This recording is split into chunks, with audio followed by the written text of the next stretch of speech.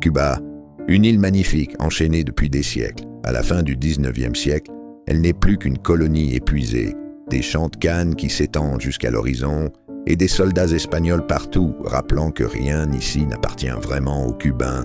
Mais au cœur de cette oppression, un gamin de 16 ans ose défier l'Empire. José Martí. Un jour, il écrit une simple lettre. Une lettre qui circule parmi les étudiants, une lettre qui accuse, qui réveille, qui dérange. Arrêté à La Havane, Martí est envoyé en Espagne où il se forge en étudiant. Il s'évade, traverse l'Europe, passe par Paris où sa rencontre avec Victor Hugo le marque profondément, puis part pour les États-Unis, décidé à devenir la voix de son peuple.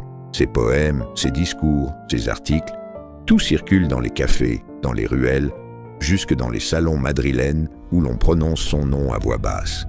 Le poète devient un danger, un symbole, une étoile qui guide tout un pays. Alors Martí revient à Cuba, pas pour parler, pour se battre. Premier affrontement, poussière, chaos, et le poète s'effondre. Une balle espagnole couche au sol, le rêve le plus pur de l'île. Et pourtant, sa mort n'est un rien.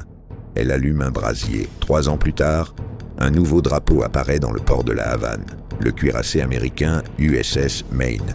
Officiellement, un ami venu protéger ses ressortissants. Officieusement, un fauve qui s'approche. Le 15 février 1898, la nuit se déchire, une explosion gigantesque. Le Maine disparaît dans un nuage de feu. Washington accuse immédiatement l'Espagne. La presse réclame vengeance et l'Amérique entre en guerre. L'Espagne s'effondre. Cuba croit toucher sa liberté, mais les soldats américains ne repartent pas. Base militaire, contrôle du commerce, mainmise politique, et même l'ombre naissante d'une mafia qui trouve ici son nouveau terrain de jeu. Cuba est indépendante, mais surveillée.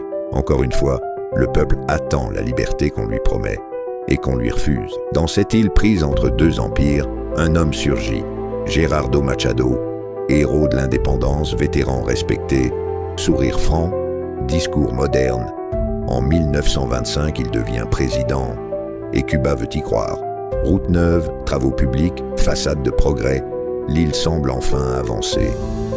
Mais très vite, le masque tombe. Le modernisateur se transforme en maître absolu. Censure, police politique, manifestations écrasées, étudiants traînés dans les rues. Les cris se mêlent à la poussière. Le pays bascule dans la peur. Et pourtant, quelque chose remonte à la surface. Quelque chose que ni l'Espagne, ni les États-Unis, ni même Machado n'ont réussi à étouffer. Une colère ancienne. Une colère transmise de génération en génération depuis la lettre d'un jeune poète. Cuba commence à trembler. Dans les universités, dans les campagnes, dans les rues.